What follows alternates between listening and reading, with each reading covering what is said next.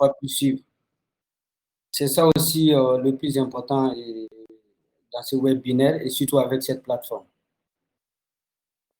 Ouais, je viens de lancer l'enregistrement. Voilà, donc je pense que je vais planter le décor pour permettre à tous les participants de savoir quelle est l'initiative derrière et quel est l'objectif qu'on souhaite atteindre par rapport à ça. Alors, moi, je m'appelle Mamadou Doumbia, je suis le vice-président du groupe FAMIB et directeur général de l'Université virtuelle du Mali. Je vous souhaite à tous bienvenue à ce webinaire dont le thème est Initiation, santé, sécurité au travail. Déjà, avant de commencer, l'objectif que nous avons à travers ce webinaire, c'est de permettre, dans un premier temps, de donner l'opportunité ou bien de former les apprenants qui sont sur la plateforme UVM, inscrits à des différentes filières de formation, et leur donner le maximum de compétences pour qu'à la fin de leur cursus de formation, pour qu'ils soient équipés ou bien formés de façon à ce qu'ils soient employables tout de suite. Aujourd'hui, le développement mondial fait que toutes les entreprises aujourd'hui sont en train d'aller vers ces nouveaux métiers ou bien sont en train de recycler la plupart de leurs agents, leurs collaborateurs sur les formations des nouvelles générations. Alors, aujourd'hui, la santé-sécurité, M. Claude va décortiquer avec M. Sidibé l'ensemble de ce qui concerne ou bien l'initiation et tout ce qui est la santé-sécurité. Vous allez avoir l'opportunité aujourd'hui d'être initié à la santé-sécurité, mais aussi notre deuxième objectif, nous avons invité, au lieu que ce soit nos étudiants seulement, nous avons donné l'opportunité aussi à des professionnels d'entreprise, nos partenaires, et avec qui aussi le groupe FAMIB collabore. Nous les avons envoyé l'invitation pour qu'ils participent à ce webinaire, parce que pour nous, aujourd'hui, nous allons faire de telle sorte que nos étudiants puissent former avec les compétences nécessaires pour pouvoir travailler. Mais c'est de permettre aussi à ces entreprises-là qui vont employer nos étudiants ou bien nos sortants, nos diplômés, et qu'ils puissent eux aussi avoir une idée sur ce que c'est que l'initiation et sur ce que c'est que la santé-sécurité. Parce qu'eux aussi, ils ont besoin de former leurs agents et en santé-sécurité au travail. Aller encore beaucoup plus loin, créer carrément des départements de santé-sécurité dans leur entreprise. Et pour qu'ils soient aussi performants dans les différents domaines de leur activité. C'est ça plus ou moins l'objectif de ce webinaire. Mais aussi dire aussi à nos étudiants qu'au-delà de cette formation ou bien de cette conférence d'initiation, nous allons aussi préparer des modules de certification pour vous, pour que vous puissiez, au-delà de votre formation initiale, de votre compétence aussi, avoir des connaissances en santé-sécurité, avoir des certificats en santé-sécurité, pour qu'à la fin de votre cursus de formation, pour que vous soyez employable, parce qu'aujourd'hui, les entreprises sont en train d'aller vers des exigences pour que vous soyez en mesure d'être recruté, pour que les entreprises puissent vous recruter rapidement, le plus tôt possible, sans pour autant vous demander encore d'aller faire des formations encore en santé-sécurité. Mais aussi des professionnels qui sont déjà inscrits sur la plateforme, qui travaillent déjà, de les former sur la santé et sécurité aussi, pour qu'ils aient des compétences pour pouvoir monter en grade aussi dans les différentes entreprises dont ils travaillent. Donc, plus ou moins, c'est ça l'objectif. Et moi, je ne vais pas monopoliser la parole. J'ai des collègues qui sont là. Il y a le vice-président de l'Université virtuelle aussi, qui est en charge aussi des familles au niveau de France, M. Karim Raoui, qui gère le bureau de Toulouse. Il est là. Et je pense que lui aussi, il va donner quelques mots par rapport à ça. Parce qu'aujourd'hui, la santé et sécurité est nouveau, plus ou moins, pour nous, Maliens, Sino-Africains, qui sont dans la sous-région. Les gens ne connaissent pas beaucoup la santé et sécurité. Mais en Europe, sinon les grands groupes qui sont aujourd'hui implantés dans nos différents pays savent de quoi on parle aujourd'hui. C'est pourquoi dans ce webinaire, il y a des cadres qui sont là. Nous avons aussi des partenaires comme EDM qui sont présents à ce webinaire. Ils participent aussi. Nous avons des partenaires, des miniers aussi qui sont là. Si d'autres sont là, d'autres vont encore venir. Nous avons aussi des partenaires comme Orange qui participent à ce webinaire. Alors, plus ou moins, nous les avons invités, comme je vous l'ai dit depuis le début. Et nous collaborons déjà avec ces entreprises-là. C'est de leur montrer plus ou moins que nos étudiants qui sont en train d'être formés sur l'UVM aujourd'hui maîtrisent déjà ces outils-là et qui peuvent les utiliser ou qui peuvent les employer à la fin de leur dossier de formation. Okay. Donc, je pense que je vais maintenant donner la parole au modérateur pour qu'il commence le webinaire. Merci à tous.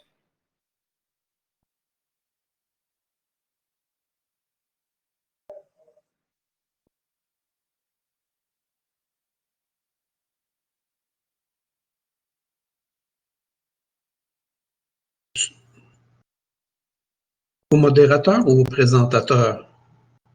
Voilà, bon, Monsieur Claude, vous pouvez commencer. Ah, parce que vous avez dit modérateur. Donc, voilà. Autant pour moi. D'accord. Alors, j'aimerais souhaiter la bienvenue à toutes les participantes et tous les participants. Donc, d'entrée de jeu, ce ne devait pas être moi qui présentais, ça devait être notre directeur pays en Guinée.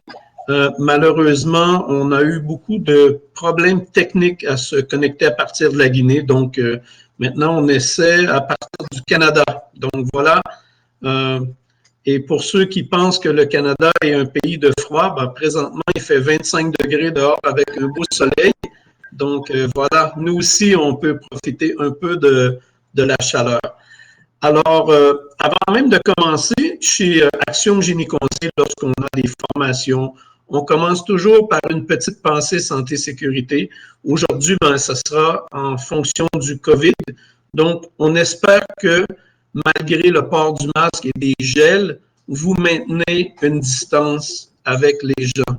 Donc, à partir de ce moment, c'est vraiment important que, peu importe que vous portiez un masque N95, comme ça, qui est destiné vraiment au personnel médical, on ne devrait pas voir ça sur la rue. C'est vraiment une denrée rare. Maintenant, nous, ce qu'on utilise beaucoup, c'est des masques qui sont confectionnés par la communauté. Donc, voilà, même ici au Canada, on a fait fabriquer par les communautés autour de la mine où on travaille. C'est une initiative qu'on a prise suite à mon expérience durant Ebola en Guinée. Donc, on vous invite à porter des masques, on vous invite à utiliser les gels, comme ça, pour les mains, mais le plus important, c'est vraiment la distanciation. Donc, voilà pour le petit point santé, sécurité et précaution. Donc, bienvenue à tous à cette initiation à la santé, sécurité au travail. Peut-être un point avant de vraiment entrer de pied dans la formation, dans l'initiation. Vous allez voir, je vais défiler les diapositives, mais je ne vais pas lire les diapositives. Moi, j'aime bien présenter et discuter des notions qui sont présentées sur les diapositives, comme on le ferait dans un cours à l'université. Si vous êtes sur ce forum, moi, j'aime toujours dire, je crois que vous êtes assez intelligent, même plus que moi, pour lire la diapositive. Ce qui est important maintenant, c'est qu'on puisse parler du concept qui est présenté. Voilà. Donc, maintenant, ça devait être Ibrahima qui devait présenter, mais là, maintenant, c'est Claude Mackenzie. Moi, je suis le PDG d'Action Génie Conseil. J'ai plus de 25 ans d'expérience en santé et sécurité, gestion des risques, ergonomie, gestion environnementale. Maintenant, plus précisément, j'ai fait plus de 15 ans en Afrique, principalement au Congo, en Côte d'Ivoire, en Guinée. On a fait quelques incursions au Burkina Faso. J'ai eu la chance de vous visiter au Mali, justement avec avec Sandvik. Donc, j'ai travaillé aussi en Afrique du Sud et au Sénégal. Donc, voilà, j'ai quand même une petite connaissance de la problématique santé-sécurité en Afrique et surtout en Afrique de l'Ouest.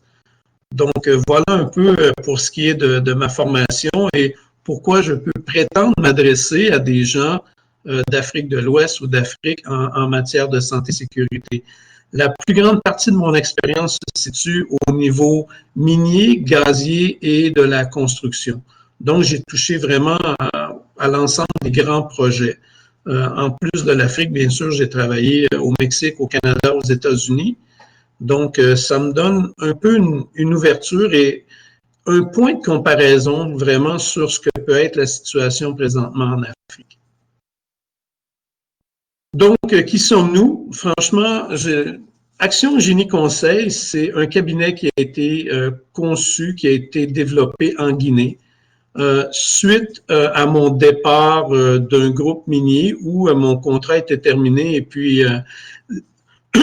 excusez-moi, la Banque mondiale m'a demandé de rester et de former un cabinet pour être capable d'aider les entreprises guinéennes à s'acclimater en matière de santé et sécurité pour travailler avec les grands groupes miniers. Donc, de fil en aiguille, on a développé notre expertise terrain avec les entreprises minières et surtout les sous-contractants, les sous-traitants de ces entreprises. Et on a aussi diversifié nos activités au Mali et en Côte d'Ivoire en ce qui concerne la santé et sécurité. Donc voilà, nous, ce qu'on offre, on n'offre pas une panoplie de services. Nous, c'est vraiment santé, sécurité, gestion des risques et environnement, c'est notre spécialisation et on y tient vraiment, on a développé cette expertise à un haut niveau. On s'adresse aux entreprises, on s'adresse au gouvernement, aux ONG, aux institutions et avec le groupe FAMIB, avec l'Université virtuelle du Mali, on est excessivement heureux de pouvoir s'associer à une plateforme pour être capable de diffuser les formations. On pense que vraiment la formation, c'est ce qui va changer la donne en Afrique en matière de santé et sécurité. Maintenant, ce qu'on va essayer de parler, c'est la santé et sécurité, c'est une compétence qui est transversale, c'est-à-dire que avec des bases en santé et sécurité, on peut adapter ses connaissances dans un ensemble d'entreprises, que ce soit la construction, les mines, même les entreprises comme les banques, la téléphonie, des entreprises où on pense qu'il n'y a pas de risque, mais en fin de compte, on va voir qu'il y a différents types de risques. Donc, lorsqu'on s'intéresse à la santé et sécurité, qu'est-ce que ça veut dire? C'est qu'on s'intéresse d'abord et avant tout à l'humain. Donc, comment l'humain intervient dans son environnement et quels sont les risques que l'humain va encourir dans un environnement de travail et comment on va pouvoir les gérer, c'est-à-dire les éliminer ou les réduire. Donc, c'est en fait ce qu'on va parler durant cette initiation. On va voir un peu ce que c'est la santé-sécurité, mais on va voir quelle est la situation en Afrique lorsqu'on se compare avec les pays comme l'Europe ou l'Amérique du Nord. Il y aura aussi une période de questions, bien entendu. Donc, voilà, j'ai probablement déjà parlé un petit peu des objectifs. En fait, on va voir qui sont les acteurs dans un monde de santé-sécurité organisé, où est-ce que la santé-sécurité est bien gérée au niveau d'un pays, et ensuite, où est-ce qu'on le découle au niveau des entreprises. Ensuite, on va essayer de voir quelle est la tâche, quel est le rôle de chacun au niveau de la santé-sécurité, principalement le rôle de l'employeur et le rôle des employés. Ensuite, on pourra voir quelles sont les compétences qu'on devrait développer en matière de santé-sécurité et voir aussi quels sont les débouchés de la santé-sécurité en Afrique et même dans le monde. Et ensuite, voir comment on peut se former en santé-sécurité en ligne. Donc, allons-y. OK, selon ce qu'on connaît de la santé-sécurité, moi, je demanderais aux gens, il y a plusieurs intervenants, si les gens connaissent même les risques qui sont liés à leur métier. Si vous êtes un étudiant, quels sont les risques que vous encourez lorsque vous allez à l'université? C'est sûr que si vous êtes à une université en ligne, les risques sont chez vous. Mais lorsque j'étais au Congo, en Côte d'Ivoire, en Guinée, j'ai vu certaines universités, certaines classes où il y avait quand même pas mal de risques. Et pour les gens, lorsqu'on est habitué à voir ces risques, on devient un peu aveugle aux risques. c'est-à-dire qu'on s'y habitue et on ne le voit plus comme un risque, en fait.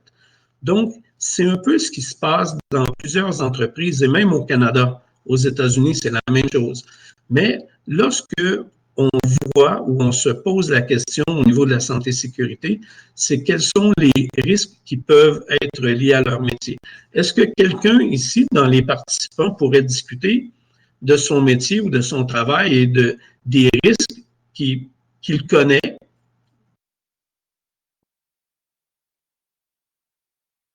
On n'a pas de volontaire.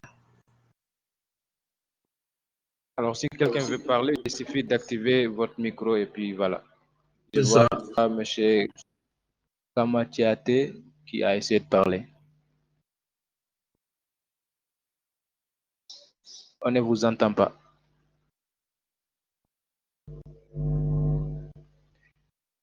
Bon, il y a aussi des interactions très intéressantes. Oui, bonjour.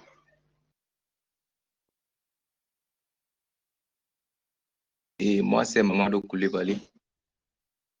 Okay. D'accord. Et vous travaillez dans quel domaine? Moi, je ne travaille pas pour le moment. D'accord.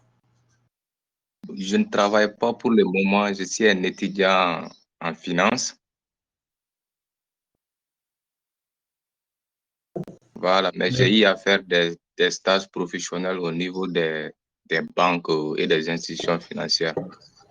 D'accord. Oui, Et selon votre vous, question, c'est... oui, Voilà, oui, ma question, ce serait, si vous avez travaillé dans une banque comme stagiaire, est-ce que vous avez vu certains risques dans une banque? Bon, dans une banque, quand même, je dirais qu'il y a plusieurs risques dans une banque. Moi, il y a la risque de sécurité parce qu'on peut se faire braquer à tout moment. OK. Mais pour une caissière, Voilà. par exemple. Et il y a des risques sanitaires aussi. Voilà. D'accord. Moi, maintenant, lorsque je pense à une banque, comme nous connaissons tous. Oui.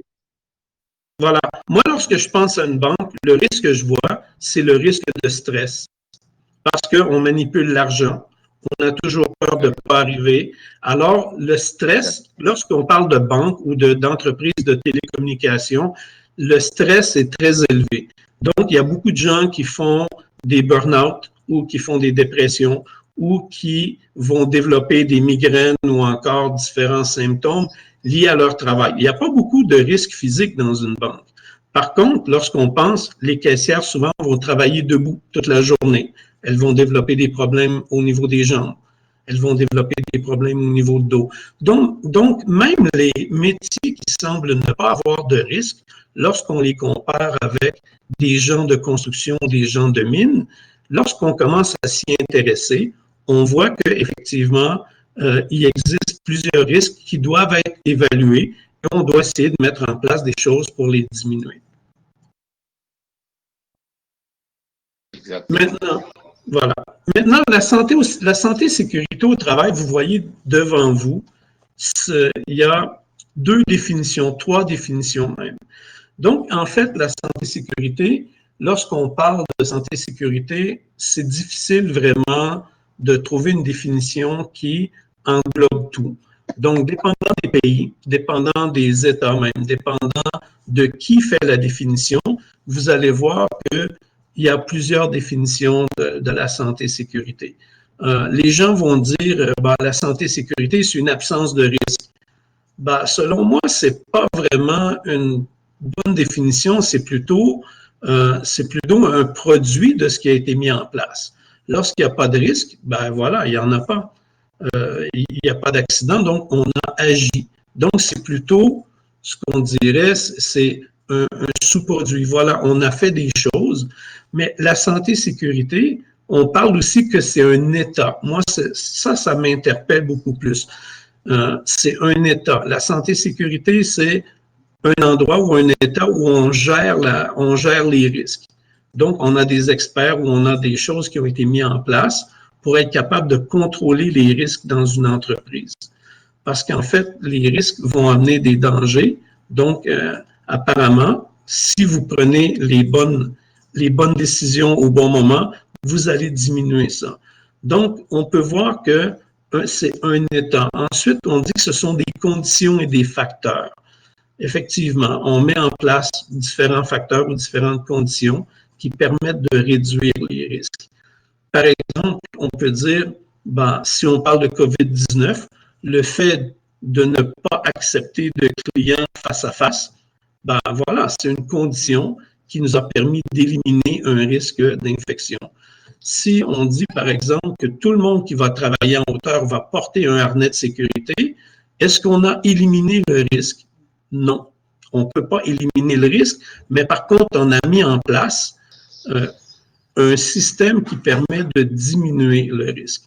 Pourquoi on ne peut pas dire que le fait de porter un harnais va éliminer le risque? C'est que la personne est toujours à travailler en hauteur et peut avoir mal mis son harnais, le harnais peut être mal attaché.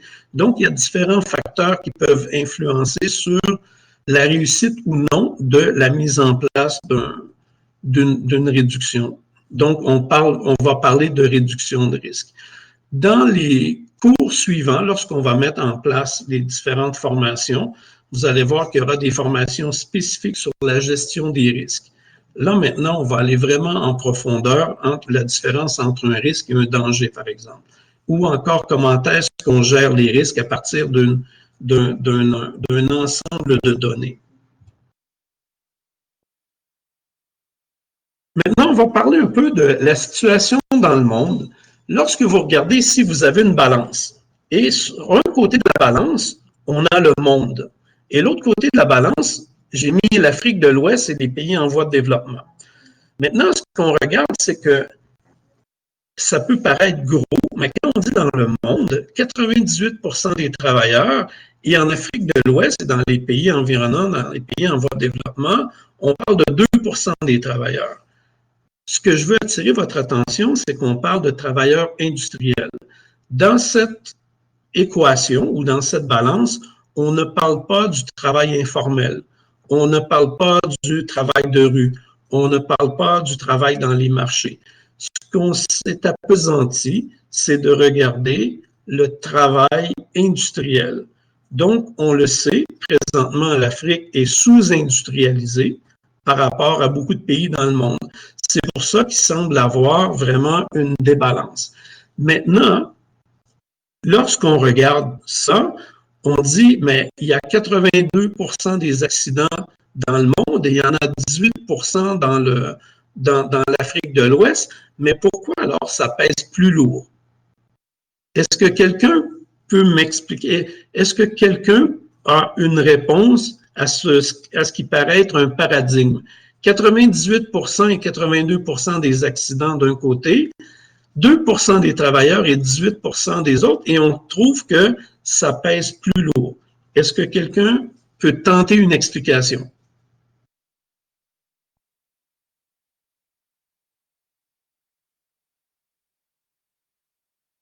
Ah, vous me laissez alors le... D'accord. Personne veut se... Oh.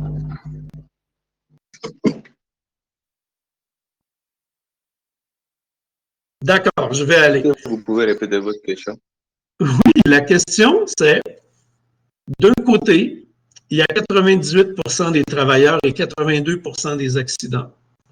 De l'autre côté, on n'a que 2% des travailleurs et 18% des accidents. Pourtant, la balance penche de ce côté, ce qui veut dire que c'est plus lourd. Alors, pourquoi?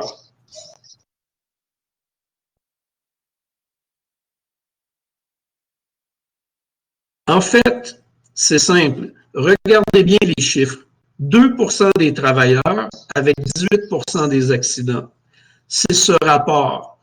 C'est 5 fois plus grand que 98% des travailleurs qui ont 82% des accidents. C'est pour ça. En fait, c'est que les travailleurs en Afrique de l'Ouest sont 5 fois plus accidentés. Et aussi, si vous avez vu, il y a une brique au-dessus qu'on n'a pas discuté qui s'appelle les maladies non reconnues. Donc, beaucoup de gens aussi en Afrique vont mourir de maladies industrielles, mais ces maladies ne sont pas reconnues parce qu'on n'a pas développé le chapitre des maladies à déclaration obligatoire au niveau industriel dans plusieurs pays. Et ces maladies aussi, on n'a pas la compétence médicale pour les reconnaître lors de la mort d'un individu. Donc, il n'y aura pas d'autopsie, on ne connaît pas de quoi est mort l'individu. Et malheureusement, les maladies industrielles ne vont pas tuer une personne immédiatement. Ça peut prendre 5 ans, 10 ans, 15 ans avant de mourir d'un cancer lié au radon, par exemple, qui est un gaz radioactif qu'on trouve dans quelques mines, ou encore mourir d'une infection pulmonaire à longue durée parce qu'on a été exposé à la silice, donc on appelle la silicose. Donc voilà pourquoi en Afrique de l'Ouest, on a ce débalancement.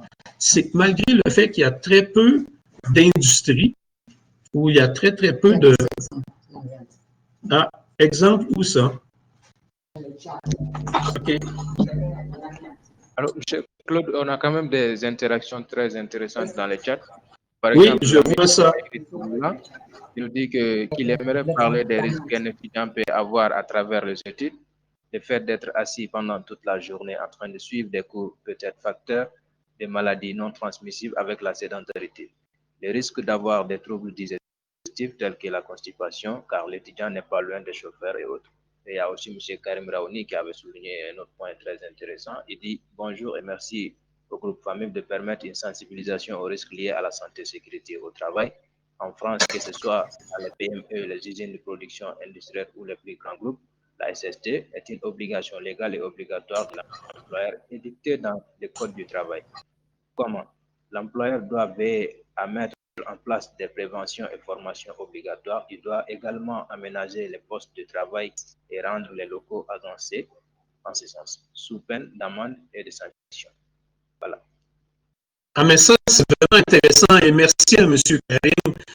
Et c'est quelque chose qu'on va développer dans une ou deux diapositives, croyez-moi, parce que c'est un aspect excessivement important. Et quelqu'un a donné l'exemple de l'amiante. Oui, effectivement, l'amiantose, qui est vraiment une maladie très grave dont on ne peut pas guérir, c'est impossible. Donc, et les gens qui sont exposés à la fibre d'amiante, donc dans les mines d'amiante, il y en a à peu près plus. Mais par contre, en Afrique, on a beaucoup de gens qui refont les freins et qui utilisent des plaquettes d'amiante. Ces gens-là ne se protègent pas. Donc, on peut voir qu'autour de 50 ans, les gens vont décéder d'une maladie pulmonaire et les gens vont dire, bon, on ne sait pas, il est mort. Mais quand on regarde ce qu'il faisait, ah, mais le monsieur, là, lui, il faisait des plaquettes de frein en amiante. Ben, voilà, c'est probablement une des raisons qui aura peut-être accéléré son décès. Donc, voilà, on passe à l'autre diapositive.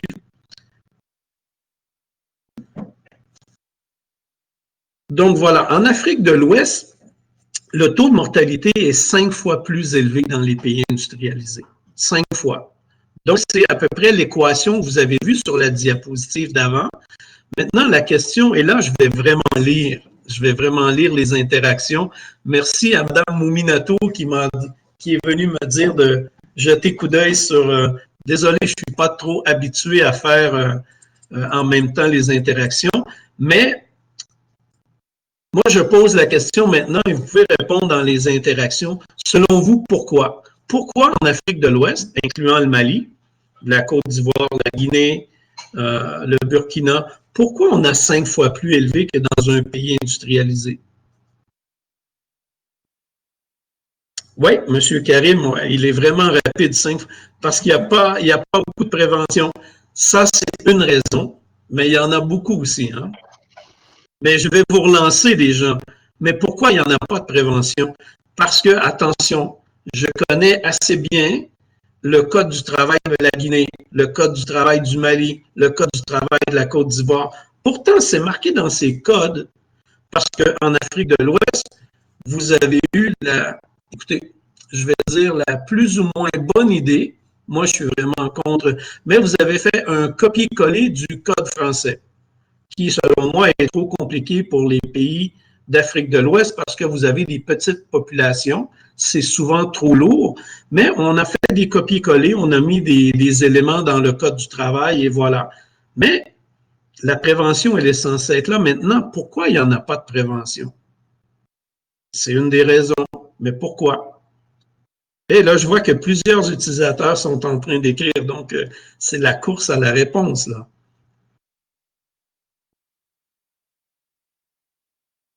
Manque de moyens financiers. Et M. Karim, il est toujours le premier, là. Et on va disqualifier, on va disqualifier M. Karim. il est vraiment bon. Ça, c'est excellent, monsieur. Mais moi, en tout cas, M. Karim, là, je vais vous relancer sur ça. Moi, je ne suis pas sûr qu'il y a un manque de moyens financiers. Mais si vous dites ça, qui n'a pas de moyens financiers? Le gouvernement, les entreprises, qui? M. Sidiki, plus précisément au Mali, ne respecte pas. Oui, mais pourquoi? Oui, c'est vrai, il y a un manque de respect. La notion de prise de conscience, ouais, ça, on commence à bien s'approcher maintenant. Il y a vraiment la prise de conscience. Les lois du Mali sont calquées sur les lois françaises et pourtant l'application est autre chez nous. Bravo. Là, on peut vraiment toucher un peu certaines notions qui sont importantes. En fait, on sait que la loi est là dans le code du travail. Mais par contre, peu de représentation syndicale, effectivement, mais moi, je vous dirais, de ce que je connais de la Côte d'Ivoire surtout et de la Guinée, il y a quand même beaucoup de représentation syndicale. Même en Côte d'Ivoire, c'est assez exceptionnel. Voilà. Est-ce que vous m'entendez bien quand je parle? Ou est-ce qu'il y a de l'écho? Oui, nous vous entendons. Ah, excellent. Donc, en Côte d'Ivoire, je peux vous dire que les syndicats sont excessivement bien organisés. Donc, mais en Guinée, il y a des syndicats, c'est moins bien organisé. Au Mali, je ne sais pas. Je ne connais pas trop. Mais je pense qu'il y a quand même une bonne représentation syndicale. Mais moi, je m'interroge vraiment. Non, je ne m'interroge pas. J'ai fait le constat, en fait. Les syndicats sont très mal formés aussi en santé et sécurité. Les syndicats sont relativement proactifs pour aller demander l'amélioration des conditions salariales, mais on s'intéresse peu aux conséquences au niveau de la santé et sécurité des individus. Les travailleurs eux-mêmes ne sont forcément... Voilà, ça c'est vrai, mais vous savez, M. Sidiki, les travailleurs ils sont pas forcément conscients du danger. Par contre, la loi est très claire dans tous les pays de l'Afrique de l'Ouest. L'entrepreneur doit former les gens sur les dangers liés à leur travail. Donc voilà, il y a quand même aussi, bon, on commence à s'approcher, un manque de volonté. Est-ce qu'il y a un manque de moyens financiers ou est-ce que vraiment, est-ce que c'est parce que finalement, il n'y a pas beaucoup de, je vous dirais, de conséquences lorsque quelque chose arrive? Au Mali, il y a trop de négligence en ce qui concerne l'application des lois. Moi, je vous dirais, ce n'est pas seulement le Mali. Donc, c'est assez généralisé. Parce que certaines personnes ont tendance à négliger, M. Loukman, la méconnaissance des conséquences et des manques de formation. Effectivement, ça, c'est très vrai. Ignorance de la part des travailleurs, tout à fait. Mais par contre, on est ici pour ça. Il faut que ça arrête. On ne peut plus maintenant dire que les travailleurs sont ignorants des risques. Il faut qu'on commence à s'asseoir et à dire, voilà, dans les entreprises, on va changer. Donc, c'est pour ça que je m'adresse surtout aux étudiants ou aux gens qui travaillent dans des milieux qui sont vraiment pas trop à risque en vous disant, mais est-ce que vous vous êtes même interrogé? Les gens on n'a pas le réflexe de s'interroger sur les risques. Maintenant, on va regarder un peu dans la liste des pourquoi. Je vous ai fait une petite liste des pourquoi, mais avant, il y a... non, on va voir la liste des pourquoi. Mais là, par contre, ce que je ne vois plus comment je vais passer d'une diapositive à l'autre. Non. Non. Je suis bloqué sur une diapo. Peut-être vous n'êtes plus administrateur, mais je vais vous passer la main tout de suite. Mais pourquoi vous m'avez enlevé là? Non, il y a un autre compte qui s'est connecté comme administrateur. D'accord. Non, il faut le débrancher, celui-là. Ouais, maintenant, c'est bon. Ah, excellent. Merci, c'est gentil. Donc, en Afrique de l'Ouest, on dit que c'est 5 fois plus élevé, mais on se disait pourquoi. Maintenant, on a parlé du manque de formation. Mais personne ne m'a dit que ça ne fait pas partie de la culture. Moi, je vais vous donner un exemple. Et lorsque je donnais les formations en face à face en Guinée ou au Mali, souvent même au Mali, moi, je m'adressais aux dames. Hein? Lorsqu'une dame va au Guinée ou au marché, ou même vous, n'importe qui est africain, hein, lorsque vous allez au marché et que vous regardez une marchandise, lorsque vous prenez cette marchandise et que la personne vous dit, voilà, il est tel prix, quelle est votre première question?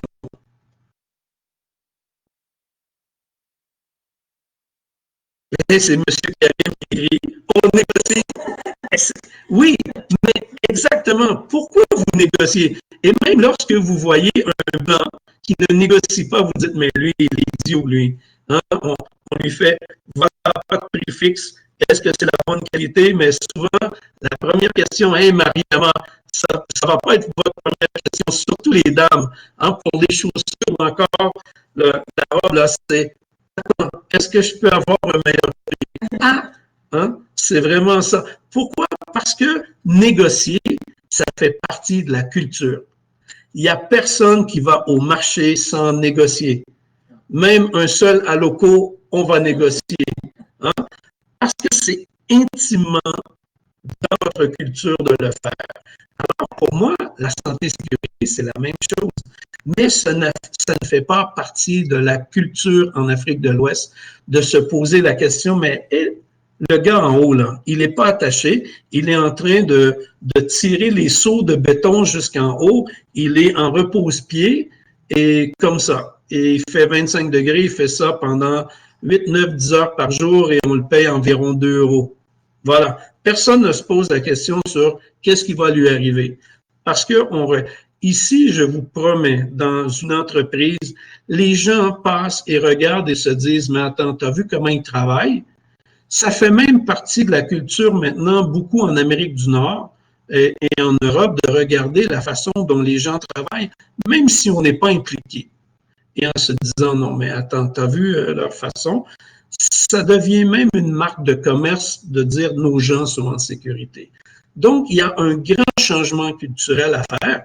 Et je pense que tout le monde, vous allez être d'accord qu'habituellement, les changements culturels prennent du temps et ils viennent de la base. Mais souvent, l'ordre vient d'en haut. Et ensuite, on va s'adapter. Ensuite, on a parlé des dirigeants. Est-ce que la santé et sécurité fait partie de la priorité des dirigeants d'entreprise en Afrique de l'Ouest? Et là, je ne vous parle pas des organisations internationales. Je vous parle d'une entreprise typiquement malienne ou guinéenne ou du Burkina Faso ou même sénégalaise. Là, on démarre l'entreprise. Est-ce que ça fait partie d'une priorité? Je ne pense pas. C'est absolument pas dans les priorités. Maintenant, pourquoi j'ai marqué pas de réglementation? Parce que tout le monde vient avec cette réponse alors que c'est faux. La réglementation, elle est là. Mais la deuxième ligne, la réglementation n'est pas appliquée, voilà. Ça, il n'y a pas un manque de réglementation, mais il y a un manque d'application. Une autre chose aussi, il y a un manque de moyens technologiques. Moi, je vous dis, je travaille dans une mine ici. Il y a 800 personnes qui travaillent sur la mine.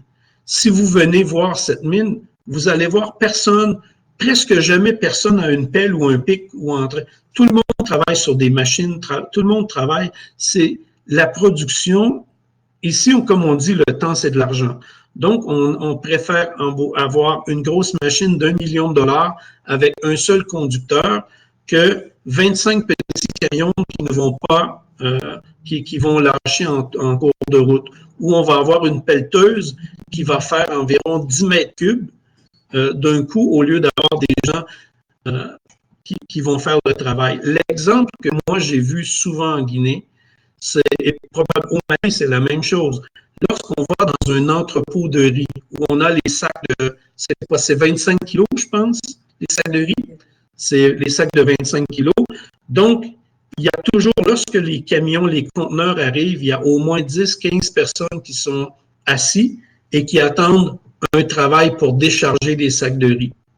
Et ces gens-là vont faire ça pendant toute la journée, pendant 2, 3, 4 jours. Donc, les gens vont retourner chez eux. Souvent, ils auront des entorses, ils auront plusieurs petites blessures, mais il n'y a pas le moyen technologique. Et même, j'ai parlé avec des entrepreneurs qui nous disaient, écoute, oui, je pourrais avoir un chariot élévateur, mais dans ma communauté ici, les gens vont probablement être fâchés parce que je vais faire travailler moins de gens. Donc, on fait travailler plus de gens en utilisant moins de moyens technologiques. Pourquoi? Parce qu'il y a un manque de travail. Donc, et le manque de travail amène une autre chose. Même si les gens connaissent le risque, ils vont prendre le risque de faire ce travail parce qu'ils ont besoin de manger, tout simplement. Ils ont besoin de nourrir leur famille, ils ont besoin. Et pourquoi c'est comme ça? Ben, on revient en haut où la réglementation est non appliquée. Donc, ce que ça fait, c'est qu'il y a certains employeurs qui vont, je vais utiliser le mot abuser de la situation pour avoir des gens qui vont venir travailler sans qu'on mette à leur disposition les moyens de protection nécessaires. Ensuite, ce que j'ai vu beaucoup au niveau de l'Afrique de l'Ouest, surtout, moins en Côte d'Ivoire, mais beaucoup plus en Guinée ou au Mali, par exemple, c'est la fatalité, donc la croyance au destin. Et l'exemple que je donne toujours lorsque je fais les formations, c'est, et là, je m'excuse pour ceux qui s'appellent Mamadou, j'utilise toujours Mamadou comme exemple. On a Mamadou qui est au 5e étage. Et là, je vois quelqu'un, je vois beaucoup de sourires. Donc, on voit Mamadou au 5e étage en train de tirer les seaux comme ça. Et là, il est au bord, il est vraiment au bord, il n'y a pas de garde-corps, il est en repose-pied, il n'a pas de harnais, on le paye 1 ou 2 euros par jour. Et là, Mamadou ne mange pas assez, il est fatigué, il a un étourdissement et il tombe. Maintenant, les gens vont se rassembler autour de Mamadou. Quelle sera exactement, tout ce qui arrive est la volonté de Dieu, c'est dans la tête. Exactement. Quelle sera la première réaction des gens lorsque Mamadou va être là-bas? Ah, c'était son destin. Moi, à un moment donné, j'avais même eu des imams qui étaient dans mes formations et les gens disaient, ouais, mais j'ai dit, écoutez, est-ce que vous pensez vraiment que Dieu a pas autre chose à faire que de faire tomber les gens qui n'ont pas le harnais, qui n'ont rien? Je pense que Dieu, finalement, il a d'autres desseins, là, hein? Il y a autre chose à faire. Le gars, il aurait dû avoir un harnais, il aurait dû avoir un garde-corps, on aurait dû le prévenir des dangers. Donc, je pense qu'il n'y a pas que ça. Mais l'autre chose, c'est que la proposition que je faisais aux gens, aux participants, c'est admettons que Mamadou n'est pas mort. Mamadou est blessé, il est gravement blessé et il est sur le chantier de construction. Qu'est-ce qu'on fait avec Mamadou? Donc, en Guinée, quel est le meilleur hôpital à Bamako? Le nom du meilleur hôpital, la meilleure clinique?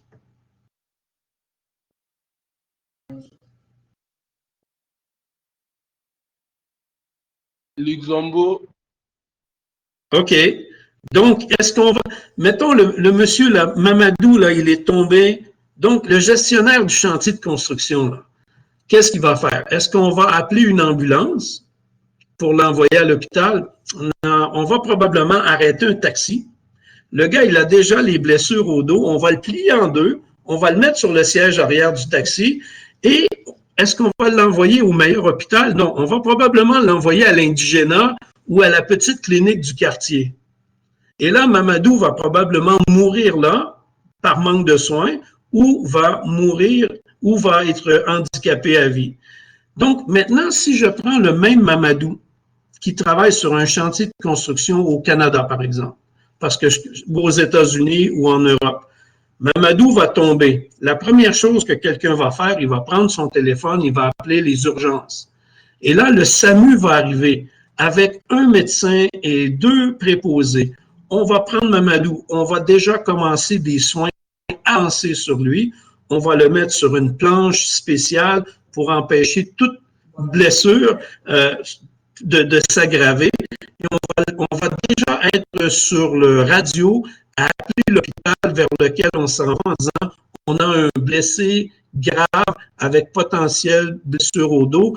L'équipe d'urgence est déjà en train de se mettre en place lorsqu'on rentre Mamadou dans l'hôpital. Alors, quelles sont les chances de survie des 2 Mamadou? Pourtant, ils ont eu le même accident. Ils ont fait la même chute. Ils sont tombés dans les mêmes conditions. Donc, une des choses aussi, c'est que les premiers secours et les soins sont vraiment faibles ou inexistants. De là encore, les équipements, les techniques médicales sont développées. Alors, c'est pour ça, mes chers amis, qu'en Afrique de l'Ouest, c'est important de faire de la prévention. Parce que lorsqu'on arrivera à la guérison ou aux soins, on peut être en problème. Surtout si vous êtes en région. Si vous êtes à Bamako, déjà là, il y a l'hôpital. Mais imaginez que vous êtes à 300 km de Bamako. Ben, bonne chance. C'est comme en Guinée, c'est comme en Côte d'Ivoire. Lorsqu'on est dans la Pampa là-bas, ben, ce sera la première petite clinique. Alors, c'est important de commencer à faire de la prévention pour justement diminuer la mortalité comme ça. Une question. Oui, question? De revenir en arrière, quelqu'un avait demandé de revenir sur la précédente. La précédente? Oui. Laquelle? Voilà, manque de travail. Quelqu'un voulait mettre ceci. Oui, OK. Pourquoi j'ai dit le manque de travail, j'en ai parlé tout à l'heure, c'est que comme il y a dans plusieurs villes, et ça, je l'ai vécu, écoutez, moi, je vous le dis, présentement, je suis au Canada, mais j'ai vécu 7 ans en Afrique de l'Ouest. J'ai fait 15 ans en Afrique de l'Ouest. Donc, j'ai vécu là-bas. Là. Je faisais pas que des allers-retours. J'ai fait vraiment ma vie là-bas. Et ben oui, je me suis même fait épingler en Afrique de l'Ouest. Je suis marié avec une Guinéenne. Donc, ça vous donne une idée de mon implication. Donc, j'ai vécu. Manque de travail, moi, je l'ai vu. J'ai vu les ouvriers qui étaient chez moi à passer la fibre optique. C'est moi qui leur a donné de l'eau parce que même l'employeur ne fournissait pas l'eau. Et quand je parlais avec eux, ils me disaient, écoutez, on est payé, c'était 20 000 GNF, donc quoi, 1000 CFA, 2000 CFA par mètre creusé. Alors, devant chez moi, on avait 2 immenses, mais quand je dis immenses manguiers. Les gens, ils ont fait 3 jours ou 4 jours devant chez moi pour faire 8 mètres maximum. Et c'est moi qui avais dit à mes gens, vous leur donnez de l'eau tant qu'ils en veulent. Donc, et quand je parlais avec ces gens-là, ils me disaient, mais moi, je ne veux pas faire ce travail, mais il n'y a pas autre chose. Et les gens travaillaient avec un pic, la pelle, et ils étaient en vraiment, même pas un T-shirt, mais un T-shirt délabré, des shorts et en repose-pied. Et quand j'ai vu le contremaître venir, lui, il est descendu de son gros 4x4 climatisé, avec son chapeau de construction, des lunettes de sécurité et des gants. Et mais je lui ai dit, félicitations, vous êtes... ben le gars, il me regarde, et oui, il était tout fier, mais j'ai dit, pourquoi vous ne faites pas la même chose pour vos employés? Et là, il m'a dit, ben, il refuse de le porter. Et les gens ont répondu en langue locale, en soussou, parce que c'était des soussous. Moi, c'est la personne qui travaillait avec moi qui m'a dit après, lorsque le contremaître est parti, ils ont tous dit que c'est faux, que c'est un menteur. Donc voilà, les gens maintenant, ils vont travailler dans des conditions comme ça parce qu'il n'y a pas autre chose. Donc voilà. Et ça, c'est vraiment pathétique. Et pourquoi c'est comme ça? Parce que la réglementation n'est pas appliquée. J'espère que ça répond bien à la question.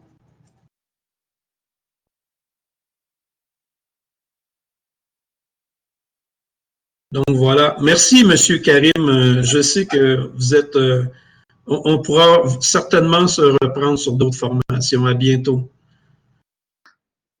Donc, voilà, ici, c'est une photo dont on parle de risques et dangers. C'est des photos qui ont été faites souvent en Afrique de l'Ouest où on voit des gens, même celui-là, il est vraiment bien équipé, où est-ce qu'on peut voir que il a ses équipements, mais malgré tout, il travaille sur des bois qui ne sont pas fixés avec les outils à côté, donc il y a des risques de chute. Donc, il y a encore beaucoup de travail à faire. Et là, on me fait signe d'accélérer. Donc, oui, je regarde. Maintenant, pourquoi est-ce qu'on doit se préoccuper de santé-sécurité? Je vais juste vous donner des quelques chiffres ici. C'est que, et ça, c'est des chiffres du Bureau international du travail. Donc, dans le monde entier, chaque 15 secondes, un travailleur va mourir. Donc, si on a fait 1 heure, 1 heure 30 ici, divisé par 15 secondes, vous allez avoir le nombre de travailleurs qui seront morts pendant que nous, on aura dit de santé-sécurité. Donc, chaque 15 secondes, 160 travailleurs sont victimes d'un accident de travail. Et chaque année, il y a 317 millions d'accidents qui se produisent et entraînent une perte de temps. Donc, on parle d'environ 2,8 millions de morts par année. Maintenant, moi, je peux vous dire une chose, c'est que ces chiffres sont vraiment très, très, très sous-estimés. C'est vraiment pas la réalité. Malheureusement, il y en a beaucoup plus. Pourquoi? Parce que certains pays ne rapportent pas leurs statistiques. Donc, certaines entreprises ne rapportent pas non plus d'incidents. Et dans certains pays, les maladies professionnelles ne sont pas reconnues. Donc, les gens qui meurent de ça, on ne les comptabilise pas. Donc, je ne vais même pas m'avancer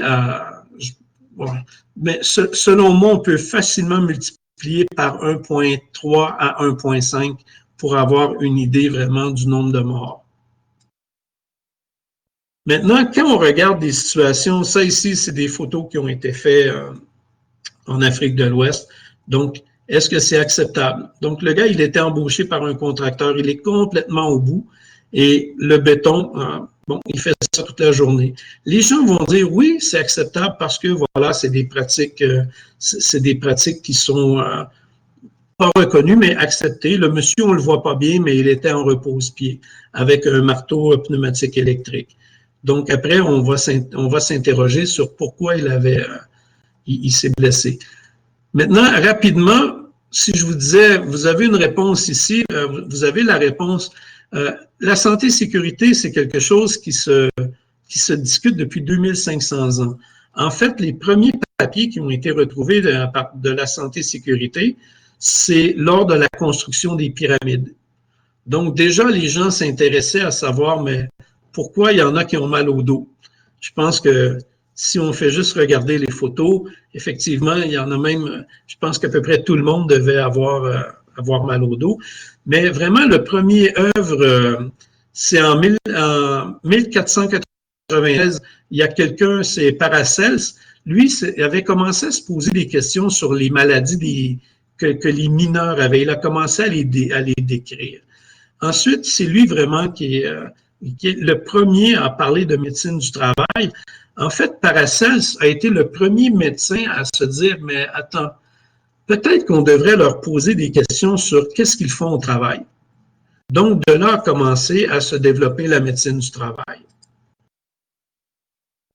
Donc, rapidement, les termes en santé-sécurité, vous allez voir en SST, HSE, QHSE, HSEC, HSEQ, c'est des termes que vous allez voir associés à des gens. Bon, il est manager HSE, il est surintendant HSEQ. En fin de compte, c'est différentes dénominations pour dire santé-sécurité. On voit SST ou pourquoi HSE? Il y en a qui vont dire hygiène, santé, environnement et d'autres prennent l'anglicisme Health and Safety and Environment. Donc, voilà, ça veut à peu près tous dire la même chose. Maintenant, les champs de la santé-sécurité au travail, il y en a énormément. Quelqu'un qui veut s'intéresser à la santé-sécurité va probablement pas pouvoir tout couvrir. Moi, j'aime bien l'hygiène du travail. Je suis un ergonome. J'ai ma maîtrise en ergonomie et je me suis intéressé beaucoup à la psychologie du travail. Par contre, je ne suis pas médecin du travail, mais je connais quand même assez. Je suis un préventionniste. Je fais de la gestion de l'aptitude. Maintenant, je fais de la formation. Et Mais par contre, je ne fais pas beaucoup de gestion des produits dangereux. Je connais comment le faire, mais j'aime beaucoup mieux donner à quelqu'un qui est spécialiste. Même chose pour la législation. Je pense que dans les pays comme le Canada, il faut vraiment être un avocat pour être capable de démêler certaines notions. Donc, ça donne une idée, quelqu'un qui veut s'intéresser à la santé et sécurité. Voilà environ 9 sur plusieurs champs de spécialisation possibles pour les gens. Donc, quelqu'un qui étudie pour devenir avocat peut dire, tiens, en Afrique de l'Ouest, comment je peux faire pour essayer d'augmenter la législation? Donc, voilà un peu comment on peut le faire. Maintenant, dans les pays africains, on peut voir qu'il y a de plus en plus de rencontres sous-régionales, de congrès. Ibrahima, qui devait être ici, a participé vraiment à la CASMICA qui était organisée à Conakry. Je sais qu'en Côte d'Ivoire, il y a des colloques qui sont organisés régulièrement, au Bénin aussi. Par contre, au Mali, il faudrait que je regarde un peu. Je ne me souviens pas d'un événement d'importance organisé en santé-sécurité. Donc, ce sera peut-être l'occasion pour nous, avec famille, de générer les choses et puis de dire, hey, maintenant, on met le Mali au premier plan et on devient leader en santé-sécurité. On organise des colloques et puis voilà. C'est comme ça, en fait, que les choses se sont développées dans beaucoup de pays d'Amérique du Sud. Moi, j'ai fait une dizaine d'années en Amérique du Sud et puis vraiment, ça s'est développé rapidement comme ça. Les pays se sont pris en main et ont dit assez, c'est assez. On arrête de faire rire de nous. On arrête de devenir le cheap labor des entreprises américaines qui viennent ici et où surtout, on arrête de se faire dire quoi faire par les autres.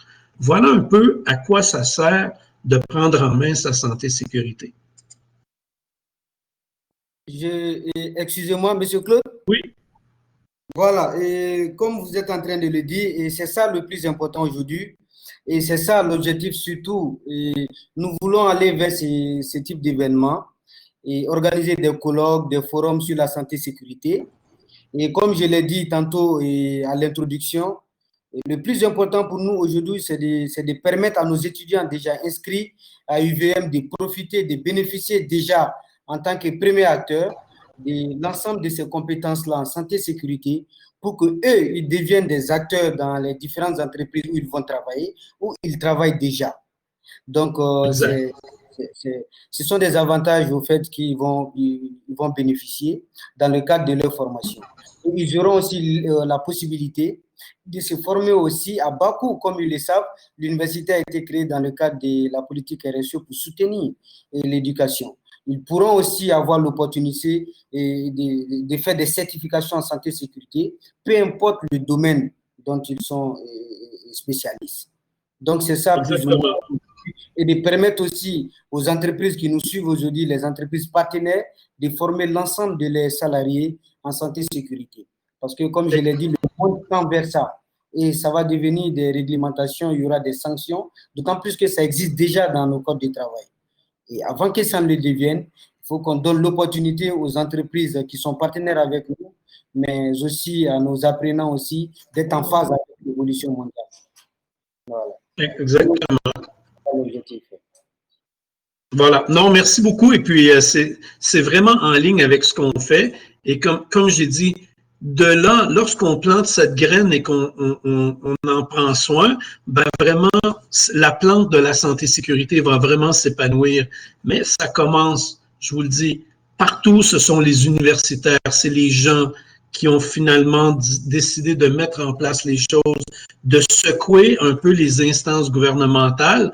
Pourquoi? Parce que ils ont les connaissances maintenant et ils agissent dans les entreprises. Ils agissent à différents niveaux. Regardez, c'est justement ce qu'on parle. Regardez la diapositive devant vous. On parle de législation et de suivi. C'est vraiment le fer de lance. Mais comment on peut mettre en place une législation s'il n'y a pas la formation derrière pour être capable non seulement de la faire respecter par les inspecteurs, mais s'il n'y a pas de spécialistes en entreprise, s'il n'y a pas l'intégration au niveau des métiers, hein, l'intégration au niveau des métiers, c'est-à-dire que les notions de santé et sécurité doivent être disséminées aussi, même pour les hommes de métier, les électriciens, les plombiers, les bricoleurs. Ces gens-là doivent aussi acquérir les notions de base. Donc, comme ça, maintenant, c'est parmi ces gens-là aussi qu'on recrute les syndicalistes. Hein? Donc, après ça, les syndicalistes seront mieux formés. Donc, la formation, moi, je la vois à plusieurs niveaux. Premièrement, c'est la formation, comme on est en train de parler à l'université, mais ça, c'est la formation de haut niveau. Mais maintenant, la formation des ouvriers, s'il n'y a pas ça, il n'y a rien entre les deux. Il va y avoir un manque de communication. Ensuite, il faut former les gens au niveau du gouvernement, les inspecteurs. Donc, lorsque ces 3 points de formation sont bien articulés, là, il va y avoir une évolution. Et là, maintenant, on va parler de formation en cours d'emploi parce qu'il y aura des modules avec les universités, avec les centres de formation professionnels où les gens pourront effectivement aller se former et continuer à apprendre. Donc, ce sera une formation continue en emploi. Maintenant, ce qu'on veut, c'est éviter de voir des choses comme ça. Pour moi, et ça, là, vraiment, c'est des choses qu'on voit, c'est en Afrique de l'Ouest, hein, mais ça, c'est extrêmement dangereux. Le gars, il monte sur une échelle qui est posée sur 2 sauts. Ensuite, là, on va dire, ben, le gars, il est tombé, c'était son destin. Ben, non, je ne pense pas que c'était son destin. Mais celle qu'on voit ici au niveau de le monsieur qui est sur le marteau-piqueur, ben, quand le marteau-piqueur va partir, il va partir lui aussi. Et il y a des gens en dessous de lui. Non seulement lui va se blesser, mais il va probablement blesser des gens en dessous. Moi, j'ai déjà utilisé un marteau-piqueur comme ça. Je vous dis, ça pèse avec la pointe, c'est environ 40 à 45 kilos. Donc, quand ça va vraiment partir, il va y avoir des blessés. Mais on essaye de ne pas voir ces choses-là dans un milieu de travail et tout ça, ça ne peut arriver que parce que on est laxiste. Voilà. Et on est laxiste par manque de formation ou par choix. Donc, et c'est là où les pays, les législations vont devoir faire des choix. Mais par contre, plus les gens sont formés, plus le gouvernement va être forcé de prendre des actions. Maintenant, la santé et sécurité, c'est vraiment quelque chose, c'est une formation ou une profession pour les gens qui veulent faire changer les choses. Si vous êtes dans un milieu de travail et que vous dites, bon, ben, ouais, OK, c'est comme ça, ben, ne vous accrochez pas à la santé et sécurité, en fin de compte, parce que la santé et sécurité, c'est d'être capable de convaincre les gens qu'on est capable d'éviter les blessures. En fait, la base de la santé et sécurité, c'est 0 blessure ou 0 atteinte à l'employé ou au travailleur. C'est ça, en fait, en fin de compte. Si on le résume, c'est tout le monde, tous les employés retournent chez eux chaque soir en santé, sans blessure. Voilà. En fait, c'est ce qu'on doit mettre en place. Maintenant, c'est facile de le dire, c'est excessivement complexe de le faire. Une des raisons, c'est parce qu'on gère des humains. Et les humains sont à peu près ce qu'il y a de plus volatile dans une chaîne de production. Une machine, c'est une machine. Elle ne va pas changer. Elle va vous peser sur le bouton, elle va démarrer. Maintenant, l'humain, quand il se lève le matin et il y a eu une mauvaise nuit, ça ne s'est pas bien passé avec madame, ou encore les 3 petits avaient mal aux dents. Donc, pourquoi vous riez, madame? Donc, et vous arrivez au travail, vous n'allez pas me dire que vous êtes la même personne que la journée d'avant où tout s'était bien passé. Votre état d'esprit est différent. Donc, votre approche, la façon dont vous allez prendre des risques même sera différente. Donc, l'humain est excessivement difficile à gérer dans un contexte santé-sécurité. C'est pour ça qu'il ne manquera jamais de postes en santé-sécurité dans le monde parce qu'on doit gérer avec les humains, on doit constamment leur répéter. Et que ce soit au niveau du gouvernement ou au niveau du travailleur, c'est la même chose. Donc, voilà. Désolé, c'est un peu long à charger. Donc, j'en ai déjà parlé un peu des types de formations, hein, les formations universitaires, professionnelles ou complémentaires. Donc, c'est vraiment intéressant d'être capable de les mettre en perspective et de les faire fonctionner ensemble. Si on fait seulement qu'un type de formation, ben, on va avoir des résultats mitigés. Mais lorsqu'on prend ces 3 types de formation et qu'on est capable de développer des programmes nationaux, alors à partir de ce moment-là, on va avoir des succès. Mais ça ne va pas arriver non plus dans les 6 mois. Généralement, on parle de 3 à 5 ans pour avoir un changement au niveau national, lorsqu'on met en place ce genre d'activité. Maintenant, les gens qui veulent étudier en santé et sécurité, souvent, c'est pour occuper des postes cadres, surtout au niveau, si vous êtes au niveau universitaire, on a des départements santé et sécurité qui doivent être administrés par des spécialistes. Souvent, dans les départements ressources humaines aussi, les gens vont aller chercher une complémentarité en santé et sécurité pour être capable de gérer cette chose. Mais moi, je vais vous dire tout de suite, à peu près tout le monde que j'ai rencontré qui sont en ressources humaines et qui gèrent en même temps santé et sécurité, il y a un manque parce que les gens n'ont pas tout à, ils prennent seulement la santé et sécurité en complément, alors que vraiment, si c'est une entreprise qui a une certaine taille, les gens n'auront pas tout à fait la profondeur. Maintenant, les superviseurs d'opération, les inspecteurs ou la médecine du travail. Donc, voilà les cadres qu'on retrouve généralement en matière de santé et sécurité et qui, malheureusement, dans beaucoup d'entreprises, dans ce que moi j'ai vu en Afrique de l'Ouest, je vois la personne qui vient me voir et puis qui me dit « Ah, bonjour, je suis le manager santé et sécurité. » Bon, d'accord. Et vous avez quoi comme formation?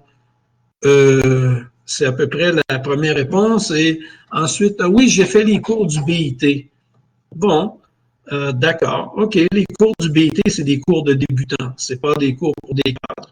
Mais souvent, c'est ce qu'on a dans certains pays, dans certaines entreprises, parce que la santé et sécurité n'est pas trop importante. Alors, on a des cadres ou des gestionnaires qui n'ont pas tout à fait la formation nécessaire. Donc, ça amène un peu un laisser-aller ou des mauvaises décisions qui sont prises. Maintenant, on voit je vous ai parlé tout à l'heure des spécialisations. Moi, je vous dirais que l'hygiène industrielle, c'est quelque chose qui va vraiment se développer. Et les spécialistes en sécurité des machines et des procédés et la gestion d'aptitude. Pourquoi? Parce que moi, je suis fondamentalement convaincu que le prochain boom économique, c'est l'Afrique. On est en train d'électrifier l'Afrique. L'Afrique ne se développait pas parce qu'il n'y avait pas d'énergie. Lorsque l'énergie arrivera, elle est en train d'arriver. Je regarde en Guinée tous les barrages qui se construisent. Donc, les entreprises maintenant vont venir parce qu'il y aura de l'énergie. C'est la seule raison pourquoi on n'avait pas de grandes entreprises en Afrique, c'est qu'il n'y avait pas d'énergie, il n'y avait pas de volonté des gouvernements de mettre de l'énergie, mais là, les gens ont compris que si on veut créer de l'emploi, si on veut garder la transformation en Afrique, il faut amener l'énergie. Mais ça, c'est en train de se faire. Mais vous n'avez pas les formations nécessaires, même dans vos cursus universitaires, pour avoir des spécialistes santé et sécurité.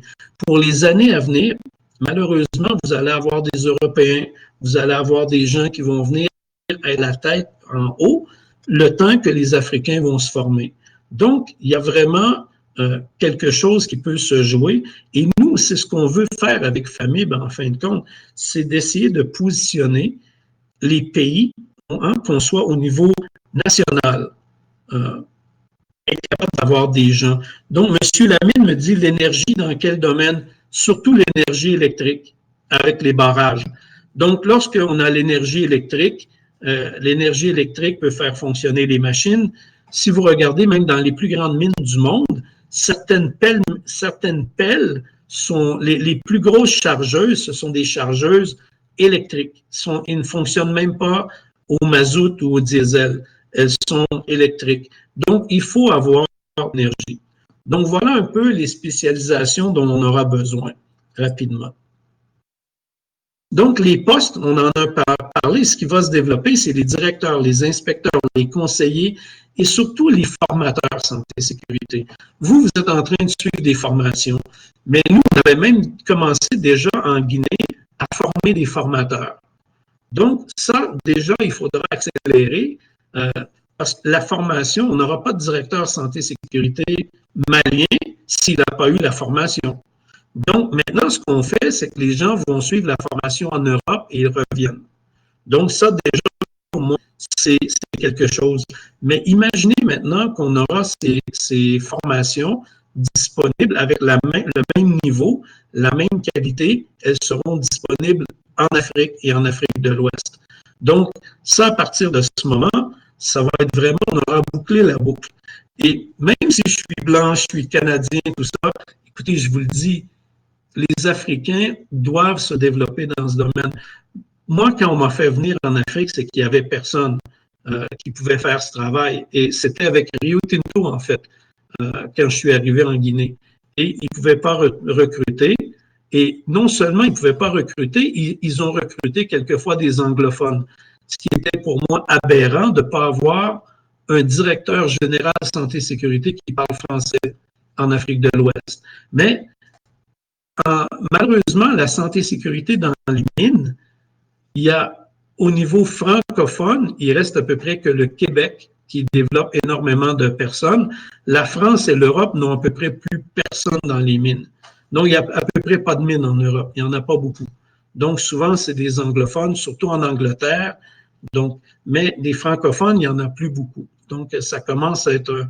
vous devez vous lever, vous, et former vos gens qui vont parler français et en plus les langues nationales.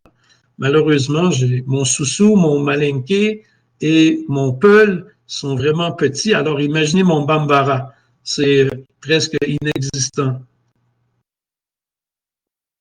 Bon, M. Lamine me dit, vous avez formé combien de Ouest-Africains dans ce domaine? Wow, ça, c'est une bonne question. Beaucoup, j'ai pas un chiffre en tête. On a formé des cabinets.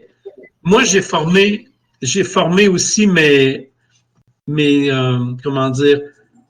subalternes dans les départements santé-sécurité dans lesquels j'ai travaillé lorsque j'étais dans des groupes miniers. Mais aussi notre cabinet, on a formé quand même beaucoup de personnes. Je ne sais pas, on pourra poster plus tard, mais je ne sais pas, on a émis beaucoup de certifications en santé-sécurité. Donc, je ne peux pas vous dire, c'est quand même beaucoup. Donc, voilà. Maintenant, qu'est-ce qu'on recherche comme compétence? Ben, au niveau des habiletés intellectuelles, c'est d'être capable de poser un diagnostic.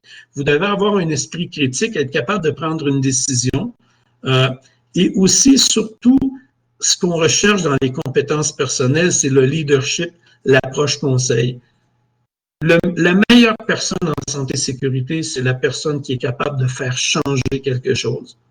Donc, si vous êtes étudiant en psychologie ou en sciences sociales, vous savez qu'il y a seulement 2 façons de faire changer un être humain. Ça, c'est pas moi qui le dis, hein, c'est la théorie. Donc, c'est le principe du bâton ou de la carotte. Il n'y a pas d'autre choix.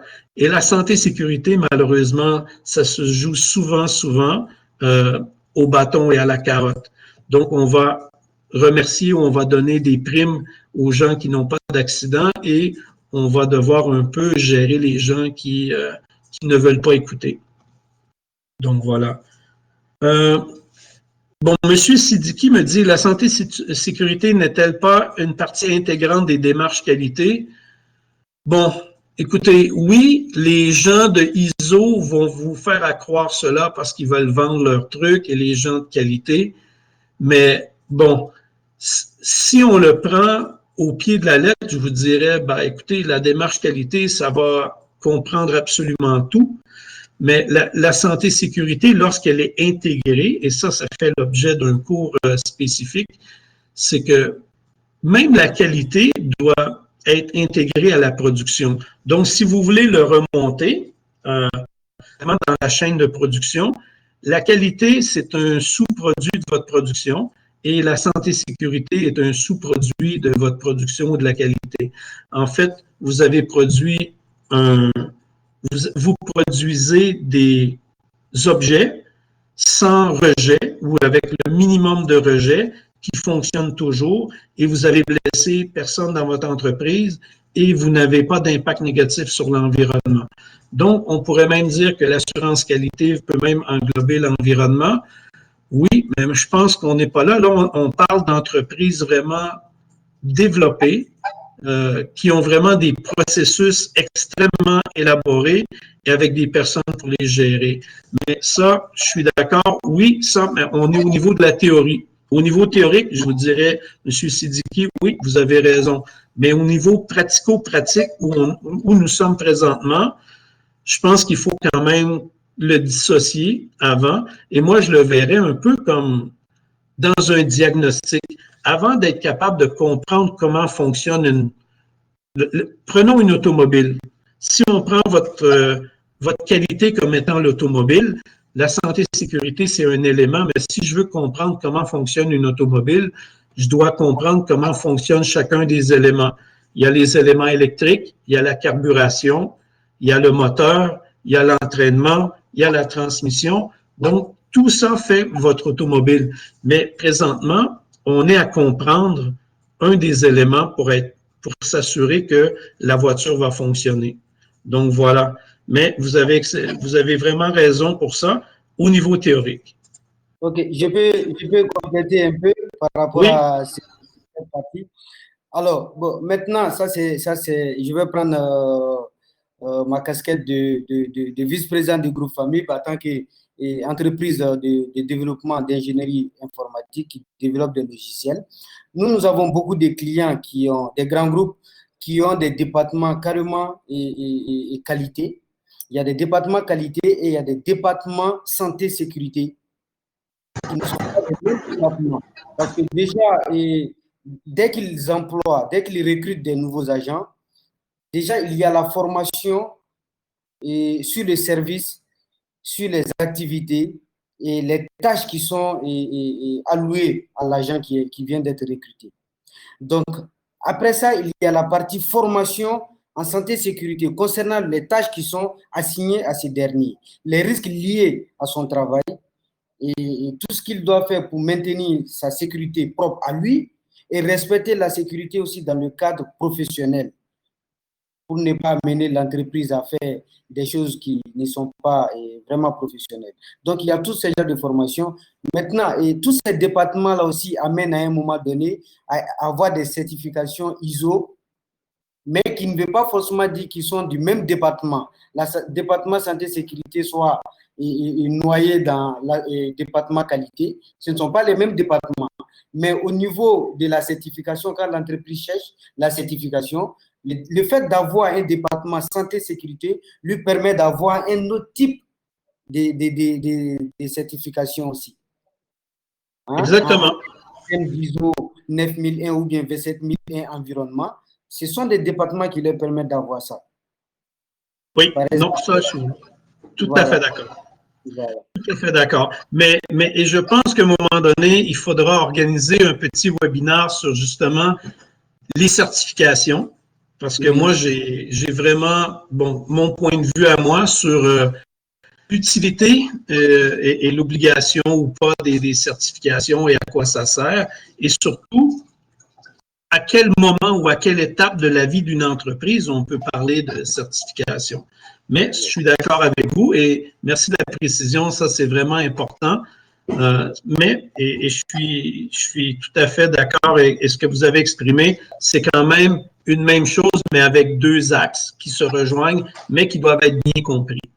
Maintenant, les axes d'intervention en santé et sécurité, ce qu'on voit surtout en Afrique de l'Ouest, c'est des chantiers de construction, les usines, les mines. L'industrie chimique et plastique commence à se développer beaucoup. En Guinée, il y a deux énormes usines de production de plastique que j'ai eu la chance de visiter où on a fait des interventions. Et on peut voir que c'est des choses qui s'accélèrent. Donc, comme j'ai dit, on est en train d'amener l'énergie en Afrique. Donc, on va avoir de plus en plus d'entreprises qui vont produire des biens, des services et aussi qui vont, malheureusement, maintenant, heureusement ou malheureusement, mais ils vont produire beaucoup plus de produits chimiques. Parce que, qu'on pense à l'agriculture en Afrique, les intrants, maintenant, si on peut les produire, ça va devenir beaucoup plus intéressant. Un des exemples que je peux donner qui est un produit chimique, oui, c'est le gaz. Hein? On connaît tout le monde, et surtout vous, au Mali, vous êtes encore plus fragile que la Guinée sur ce point. On parle de déforestation. Les gens coupent les arbres pour la cuisson. C'est complètement aberrant. On le sait maintenant, il faut arrêter ça. Mais comment on le fait? À quel prix on va le faire? Par quoi on remplace les arbres? On a vu, c'est au Sénégal, ils fabriquent du biocharbon maintenant, à partir de la paille et de certaines boues. Je ne sais pas au Mali qu'est-ce qu'on va faire, mais en Guinée, ils ont multiplié, ils ont 2 ou 3 usines d'embouteillage de gaz maintenant. Bon. Après la première année ou année et demie, je pense qu'ils ont eu une explosion, il y a eu des morts. Et personnellement, moi, on ne m'a pas laissé approcher là-bas. On n'a pas voulu que j'aille faire d'investigation parce qu'effectivement, on aurait prouvé, mais qu'il n'y avait rien. Quand on dit rien, c'est presque rien pour la protection des travailleurs qui sont morts là-bas. Donc, on amène de plus en plus rapidement, et je vais vous dire, quand moi je regarde, et ça c'est mon regard de Nord-Américain qui a vécu en Afrique, vous n'avez pas connu à peu près les téléphones avec les lignes, hein, les téléphones qu'on met le doigt comme ça. Vous êtes arrivé, vous avez eu les ordinateurs et vous avez eu les téléphones cellulaires, les tablettes, presque. Il n'y a pas eu comme cette évolution, cette courbe d'évolution où on a apprivoisé la technologie. Moi, je vous prédis que ce sera la même chose avec les entreprises. Il n'y aura pas cette évolution où vous allez avoir vu des gens qui sont morts pendant des années où les gens ont mis en place, mais il y aura une réaction rapide. Hein? Tout comme les technologies de l'information, les Africains se sont rapidement emparés de ça et ils ont été capables d'évoluer. Mais au début, il y a eu plusieurs problèmes. On le voit encore, même dans certains pays, c'est compliqué. Vraiment, il n'y a pas eu la formation nécessaire pour que les Africains même soient en mesure de dire, tiens, maintenant, je fais la maintenance, que ce soit Orange Guinée, Ariba, Cellcom, moi, les gens que je connaissais beaucoup, il y a encore beaucoup d'Européens qui viennent intervenir parce qu'il manque encore cette formation. Lorsque les usines arriveront chez vous en grand nombre, et je vous le dis, ça va arriver, c'est certain que ça va arriver, hein? Donc, vous n'aurez pas eu non plus cette petite préparation. Donc, il faut vraiment essayer de prendre ce temps qui nous est donné pour former les gens et de dire, bon, ben voilà maintenant comment on le fait. Et surtout de mettre le pied par terre et de dire, on va mettre en place des moyens de protection pour les gens. Parce que sinon, ben écoutez, vous allez vivre ce que les pays... Moi, je me souviens, l'Afrique du Sud, il y a 15 ans, était le pays qui tuait le plus de gens dans les mines après la Chine. 15 ans ou 20 ans, une quinzaine d'années, vingtaine d'années. Maintenant, ils ont changé de bout en bout. Maintenant, c'est excessivement sécuritaire. C'est pas l'Amérique du Nord encore, mais ils ont réduit l'écart, mais de façon importante, de façon très, très, très importante. Maintenant, on a des Sud-Africains qui viennent travailler. Moi, je travaille avec des Sud-Africains au Canada. Et bon, leur norme de santé et sécurité, on est presque au même niveau. Présentement, dans le monde, les 3 pays avec les normes de santé et sécurité les plus élevées au monde, bon, là, vous allez dire, il est chauvin, là. Mais en fait, c'est le Canada, l'Australie et l'Angleterre. C'est les 3 pays dans le monde qui un peu compétitionnent pour voir qui est au top. Donc, et on se suit. Lorsque l'Australie fait quelque chose, le Canada s'ajuste, l'Angleterre s'ajuste. Donc, c'est les 3 pays d'où émanent à peu près toutes les grandes notions de santé et sécurité. Le HSI d'Angleterre est probablement ce qui est de plus connu au monde. Donc, voilà. Donc, c'est pour ça, ces axes d'intervention-là, surtout le dernier, la médecine industrielle et la médecine du travail, c'est quelque chose qui est à peu près inexistant. Même au Mali, je ne sais pas s'il y a des médecins du travail vraiment certifiés. En Guinée, j'en connais 2, je pense, qui ont vraiment une vraie certification d'une université reconnue en médecine du travail. Ce ne sont pas des médecins qui se sont un peu convertis, ce sont des vrais médecins du travail. Donc, on va devoir vraiment un peu s'appesantir sur ça lorsqu'on va vouloir développer nos entreprises. Doctor Solo vient d'arriver, excusez-moi pour l'écho.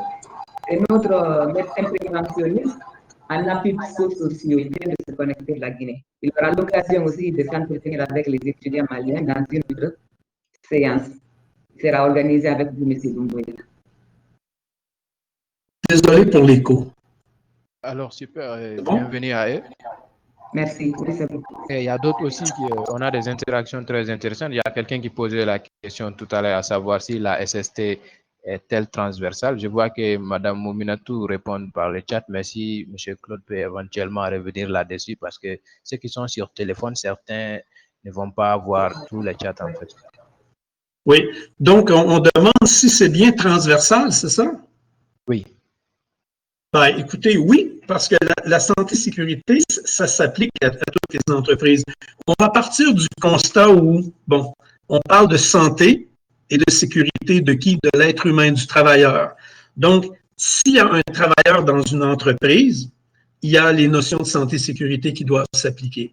Donc, la formation en santé-sécurité, la formation de base, en fin de compte, vous permet de connaître un peu, je vous dirais, je vais parler en termes un peu plus techniques, bon, mais lorsqu'on commence en santé-sécurité, on commence premièrement par faire la différence entre qu'est-ce qu'un risque et qu'est-ce qu'un danger. Là, je vais pas, c'est pas le but maintenant mais on apprend aux gens maintenant, vous allez faire la différenciation. Ensuite, vous allez voir quels sont les différents agresseurs potentiels, les agresseurs physiques, chimiques, psychologiques, etc., auxquels un travailleur doit faire face. Et là, on regarde plusieurs situations de travail et comme j'ai expliqué en entrée de jeu, même des travailleurs qui sont assis dans le bureau et un étudiant posait la question, est-ce que d'être assis toute la journée peut causer des problèmes? Bien sûr, bien sûr. Donc, l'être humain n'est pas fait pour occuper une position statique, quelle qu'elle soit, même couché. On le sait, quelqu'un qui travaille dans un hôpital, et là, il y a Dr Solo qui pourra sûrement dire oui, un patient couché à l'hôpital, s'il ne bouge pas, va développer des plaies de lit. Donc, l'être humain est fait pour être en mouvement. Si vous êtes un étudiant, vous ne devriez pas être assis toute la journée, même à l'université. Habituellement, en tout cas ici au Canada, aux États-Unis et en Europe, habituellement, au bout d'une heure 15, 1h30, il y a une pause de 5-10 minutes qui permet de se détendre les jambes, de bouger. Et puis voilà, exactement, on dit des escarres. Merci, M. Lamine. Vous avez un excellent français. Moi, je suis malheureusement québécois avec mon pauvre petit français. Des escarres, effectivement, des plaies de lit. Donc voilà.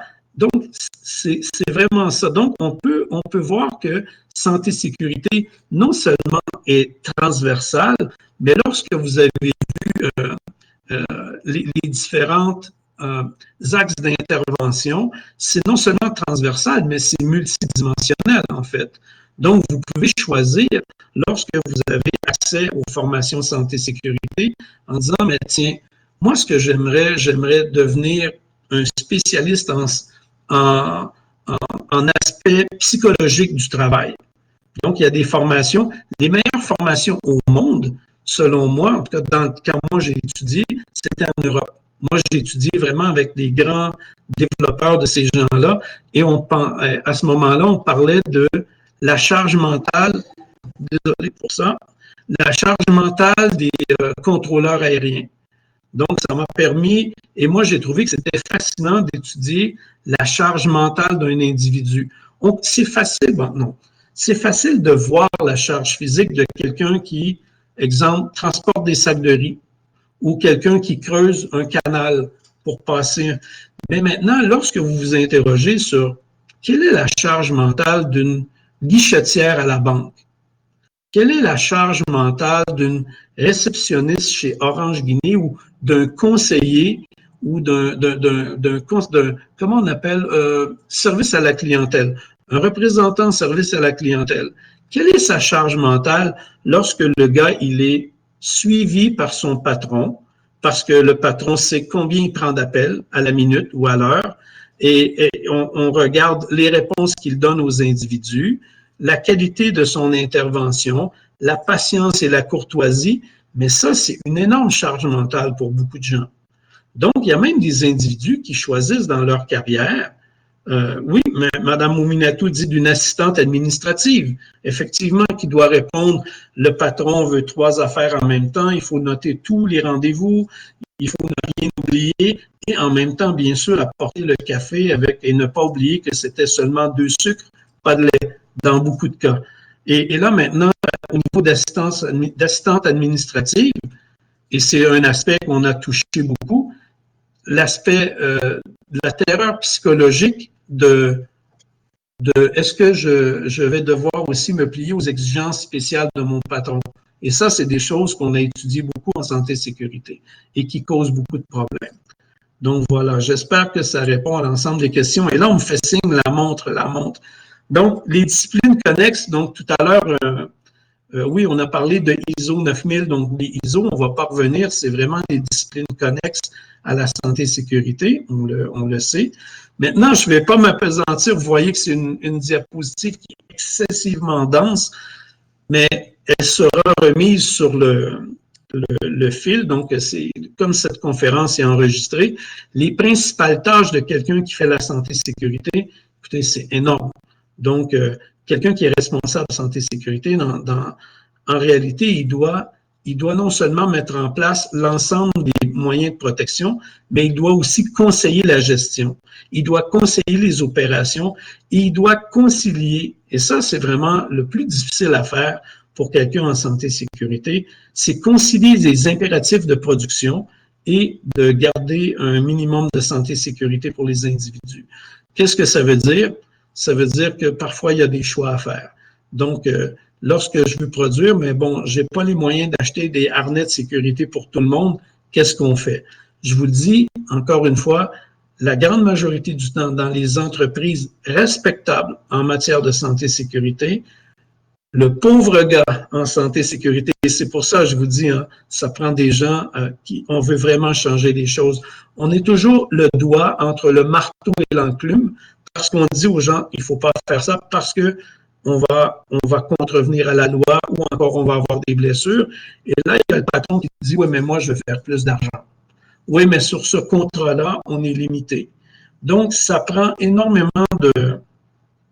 je vous dirais, d'expérience et d'être capable de gérer cette chose-là. C'est probablement, pour moi, c'est ce qui est le plus difficile, même encore à mon niveau dans les entreprises où on m'appelle, c'est d'être capable de départager et de dire à l'entreprise, désolé, vous n'en avez pas fait assez, ou oui, vous en avez fait assez, mais vous devriez peut-être faire ça.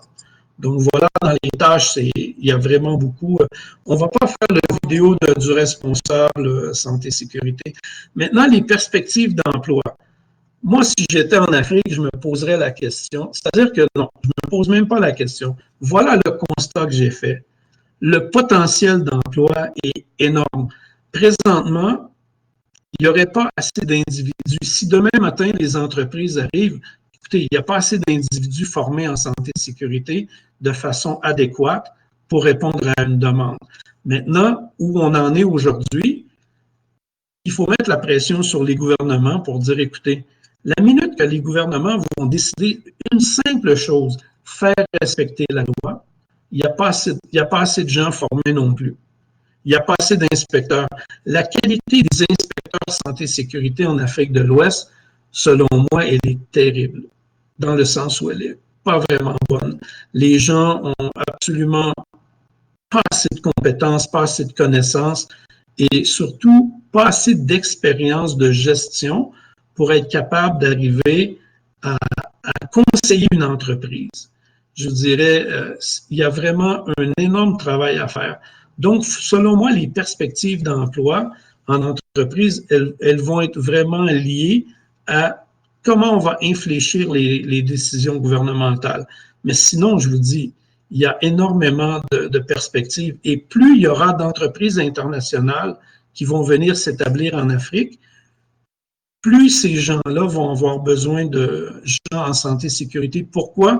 Parce qu'une entreprise africaine qui opère en Afrique, je vous dirais jusqu'à un certain point, leur image n'est pas très importante parce que souvent, on obtient des contrats par copinage, on obtient des contrats parce que tonton est et au ministère XYZ, mais lorsque vous êtes une entreprise internationale, même un accident de travail en Afrique va vous affecter au niveau de votre image à votre siège social et dans les autres pays du monde.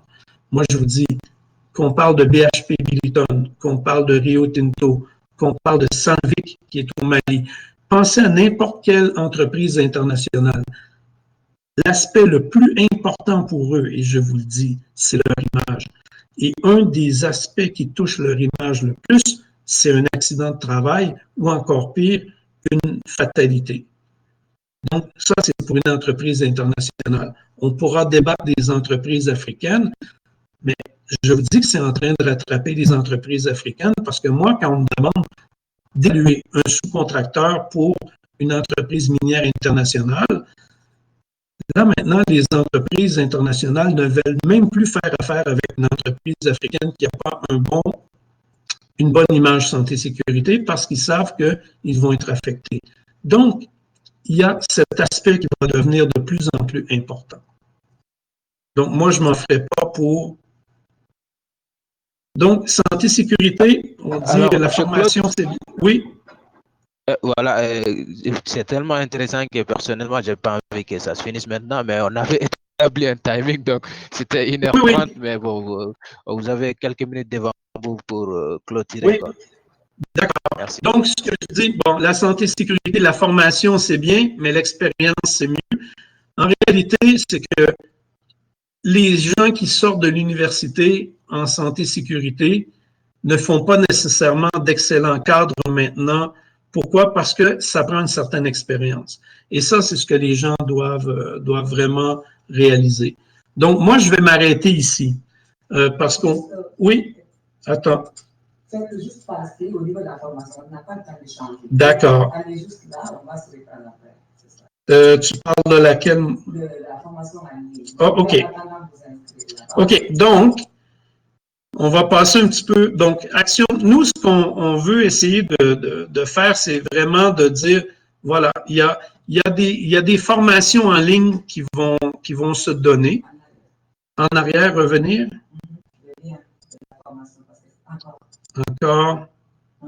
Encore. OK. Donc, nous, on commence à mettre des formations en ligne. Maintenant, on a 2 formations sur le COVID-19. Ça vous donne une idée. Et les formations sont gratuites. Ce qu'on veut faire aussi avec l'Université virtuelle du Mali, c'est de mettre de plus en plus de formations en ligne comme ça, à des faibles coûts, pour que les gens soient capables d'acquérir les notions fondamentales en santé-sécurité. Ensuite, ce qu'on veut faire, c'est de développer un cursus universitaire qui va mener à une certification. Notre grand projet, en fait, c'est de travailler avec l'Université virtuelle du Mali et avec le gouvernement malien pour qu'on soit capable de mettre en place une certification reconnue internationalement. Donc, les étudiants qui auraient cette formation pourraient sans problème aller travailler au Canada, en Europe, en disant, voilà, j'ai cette formation en santé-sécurité et elle sera reconnue. Donc, c'est un peu l'idée derrière ça. Donc, j'espère que cette petite initiation, parce que bon, maintenant, vous me connaissez, je suis un passionné de santé-sécurité, j'aurais pu en parler pendant 8 heures. Ce genre d'initiation, habituellement, je vous dis, c'est un cours, une introduction à la santé-sécurité dans le contexte nord-américain, c'est 45 heures de formation. Pour vous donner une idée du niveau de compétence auquel on s'attend de la part d'étudiants et lorsque les gens sont formés, du niveau auquel ils vont avoir lorsqu'ils vont entrer en entreprise. C'est des gens qui ont une excellente connaissance et même des connaissances transversales qui vont s'appliquer à la santé-sécurité. Donc, sur ce, je vous remercie beaucoup de votre participation. Et puis, si jamais il y a des questions hors ligne, je pense que les gens de l'université pourront me faire parvenir et ça va me faire plaisir de vous répondre à chacun d'entre vous pour des questions. Tout à fait. Merci beaucoup, M. Claude, et merci à toutes et à tous d'avoir participé à ce webinaire. Malheureusement, c'est la fin, même si on veut que ça continue encore. Mais vu qu'on avait établi le timing et tout, il va falloir s'arrêter à un moment donné, quoi. Monsieur Doumbia, si vous êtes toujours là, et Et Oui, on peut avoir le fichier de la formation. je remercie M. Claude Mackenzie pour cette expérience partagée avec nos étudiants. Vraiment, ça a été une opportunité, nous avons beaucoup appris. Aujourd'hui, nous sommes en train de donner l'opportunité à l'ensemble de nos étudiants et partenaires de participer à cette formation d'initiation, plus ou moins de comprendre ce que c'est que la santé-sécurité. Et c'est l'opportunité d'ailleurs pour moi aussi de participer parce qu'à chaque conférence avec les étudiants, souvent je ne participe pas, mais avec la santé-sécurité, moi-même je participe. Voilà, je participe parce que c'est important. Et qui connaît aujourd'hui les formations que nous faisons en Afrique ici, et même les formations qui sont, même ceux-là qui sont partis en Europe pour aller étudier, la plupart du temps, il n'y a pas de module santé-sécurité dans les formations que nous avons eu à faire. Donc aujourd'hui, c'est pourquoi, à travers les partenariats que nous avons, c'est ce que je dis à chaque fois à nos étudiants. Aujourd'hui, tous les sortants de notre établissement seront en phase avec le développement mondial, Inch'Allah. Parce que nous allons faire en sorte que les outils nécessaires pour pouvoir avoir les formations, comme on le dit, l'employabilité dans la formation passe forcément par ça. Et au-delà de tout ça, il y aura des formations aussi qui vont venir avec des outils qui pourront faire des employés, Inch'Allah. Donc, la sécurité, ce ne sera pas la dernière formation. Vous aurez l'opportunité aussi de faire des certifications, comme je vous l'ai dit. Nous sommes en train de préparer des certifications pour nos étudiants qui ne seront pas les mêmes coûts que les entreprises. Et tout ça pour vous faciliter l'ensemble de ces choses-là. Okay. Excellent. Et puis, encore une fois, merci à tout le monde. Et puis, c'est vraiment pour faire changer les choses, c'est un effort de tous les niveaux. Donc, il y a parmi les gens, il y avait des entrepreneurs, il y a des universitaires, des étudiants, il y a des gens qui sont des formateurs, il y a vous. Alors, ensemble, on va y arriver. Inch'Allah. Inch'Allah. Merci beaucoup. Merci. Merci beaucoup à tous. C'était un grand plaisir. Plaisir est partagé. Merci. Merci. Au revoir. Donc, on se déconnecte? Oui.